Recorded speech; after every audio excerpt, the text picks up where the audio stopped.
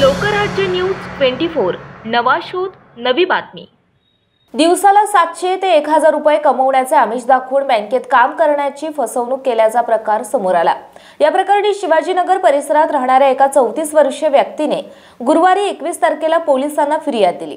पोलिसांनी दिलेल्या माहितीनुसार हा प्रकार 5 जून 2023 ते 8 जून 2023 या दरम्यान घडला आहे।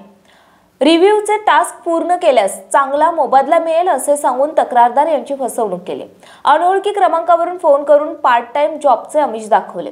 सुरुवातीला काही प्रमाणात मोबदला दिला। तक्रारदार यांचा विश्वास संपादन करून त्यांना एकूण 2,89,000 रुपये भरण्यास प्रवृत्त केले।